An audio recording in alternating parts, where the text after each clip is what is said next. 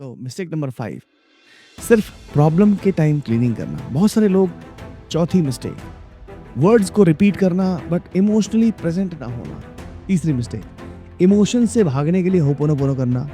ये तो बहुत गहरा है, इसको तो समझ ही लेना तुम। दूसरी मिस्टेक, रियल लाइफ में एक्शन ना लेना।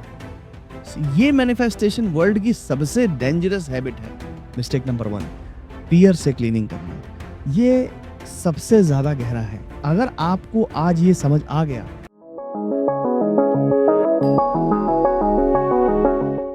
कभी आपने नोटिस किया है कि आप होपोनोपोनो करते हो, मेडिटेशन भी करते हो, एफर्मेशन सुनते हो, थोड़ी देर के लिए हल्का सा फील होता है, बट फिर सेम थॉट्स वापस आ जाते हैं। Same fear, same anxiety, same attachment और सेम तरीके की ओवर थिंकिंग वापस आ जाती है।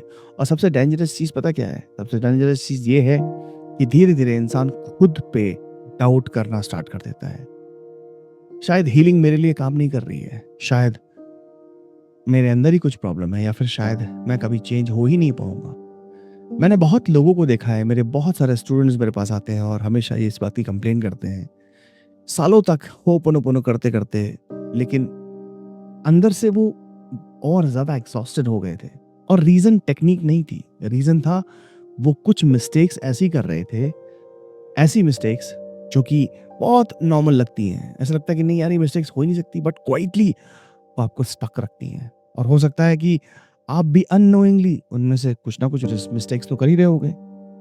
सो आज हम ऑनेस्टली बात करेंगे कि उन मिस्टेक्स के बारे में जो होपोनोपोनो करते वक्त लोगों को हील होने से रोकती हैं।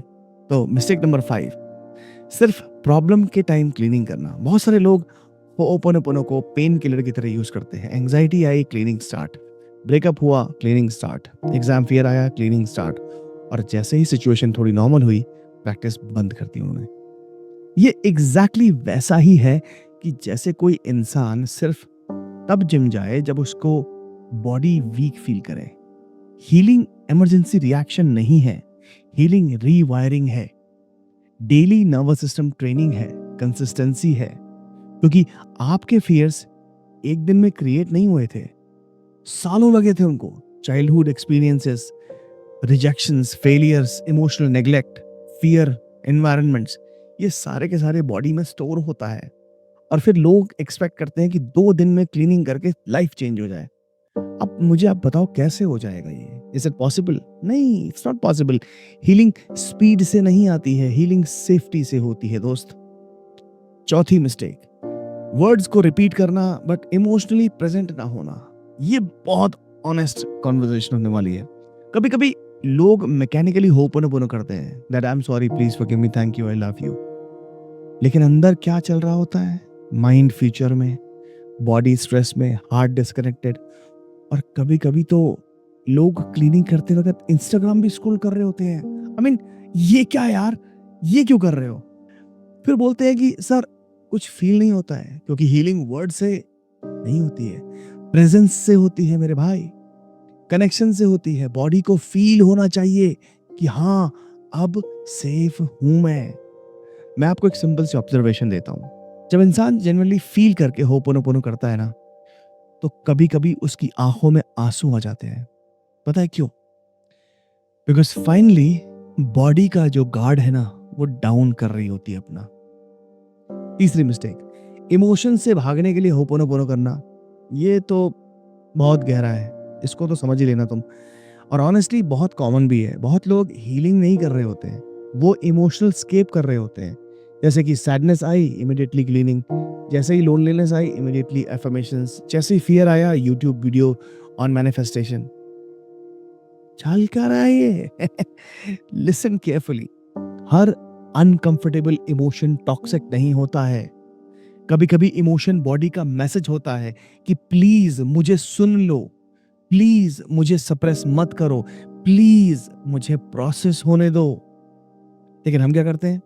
इमोशंस को जल्दी से पॉजिटिव थिंकिंग को कवर कर देते हैं फटाक से, और फिर वूंड अंदर ही रह जाता है। ये बिल्कुल वैसे ही है जैसे घर में सीपेज हो और आप उस पे पेंट कर दो। थोड़ी देर के लिए तो सुंदर लगेगा, बट अंदर प्रॉब्लम वही की वही रहेगी। रियल हीलिंग में कभी कभी रोना भी आता है, एंगर भी आता है, ग्रीफ भी आता है, और वो रॉन्ग नहीं है, यही रिलीज का तरीका है। दूसरी मिस्टेक, रियल लाइफ में एक्शन ना लेना। ये मैनिफेस्टेशन वर्ल्ड की सबसे डेंजरस हैबिट है, और ये 99% लोग करते हैं। लोग सिर्फ एनर्जेटिकली हील करना चाहते हैं, प्रैक्टिकली ग्रो नहीं करना चाहते। जॉब चाहिए बट अप्लाई नहीं करेंगे, हेल्दी रिलेशनशिप चाहिए बट कम्युनिकेशन इंप्रूव नहीं करेंगे, मनी चाहिए बट अनकंफर्टेबल स्किल्स नहीं सीखेंगे, कॉन्फिडेंस चाहिए बट रिजेक्शन फेस नहीं करना चाहते। फिर बोलेंगे कि यूनिवर्स मेरी सुन ही नहीं रहा है। अब यूनिवर्स कंफ्यूज थोड़ा ना है, हम इनकंसिस्टेंट हैं। होपोनोपोनो आपको इंटरनली क्लीन करता है यार, बट एक्शन तो तुमको लेना पड़ेगा ना। और ऑनेस्टली कभी कभी अलाइंड एक्शन ही हीलिंग होती है। दैट इज कि दैट डिफिकल्ट फोन कॉल जो आप तक अपने नहीं की थी, वो इंटरव्यू जिसके पीछे आप भागते थे, मतलब उल्टा भागते थे, नॉट सीधा भागते थे, that boundary which you did not create, तभी तुम्हारा लोग फायदा उठा रहे हैं। वो ऑनेस्ट कॉन्वर्सेशन जो तुम अपने दोस्त, अपने बीवी, अपने अपने अपने लोगों से करना चाहते हो, वो एप्लीकेशन फॉर्म जिसको तुम भर नहीं रहे हो, वही हीलिंग होती है कभी कभी।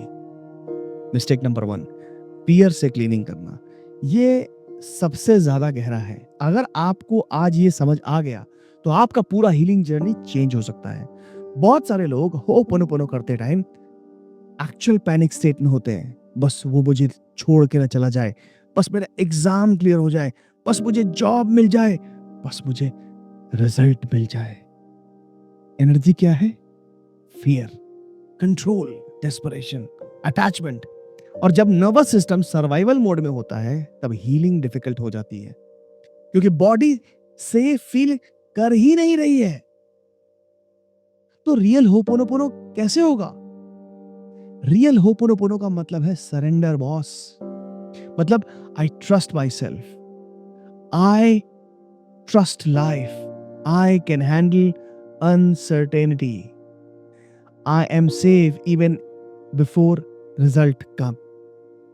और मुझ पे भरोसा करो मेरे दोस्त, ये स्टेट फेक पॉजिटिविटी से नहीं आती है, ये नर्वस सिस्टम रेगुलेशन से आती है, डेली इनर सेफ्टी से आती है, सेल्फ कनेक्शन से आती है। आपको ये समझना होगा कि होपोनोपोनो का पर्पस सिर्फ मैनिफेस्टेशन नहीं है, ये सिर्फ मुझे ये चाहिए कि टेक्निक नहीं है, ये बहुत ज्यादा डीपर है, बहुत बहुत बहुत डीपर। ये आपको स्लोली फियर से फ्रीडम की तरफ लेके जाता है, ओवर थिंकिंग से पीस की तरफ लेके जाता है, रिएक्शन से अवेयरनेस की तरफ लेके आता है, सर्वाइवल से ट्रस्ट की तरफ लेके आता है। और ऑनेस्टली जब इंसान अंदर से सेफ फील करता है ना, तो उसकी आउटर रियलिटी अपने आप चेंज होने लगती है। रिलेशनशिप चेंज हो जाते हैं, डिसीजंस चेंज हो जाते हैं, एनर्जी बदलती है, लाइफ बदलने लगती है, और इतनी सुंदर हो जाती है कि आप जिस चीज पे हाथ रखते हो वो आपका हो जाता है।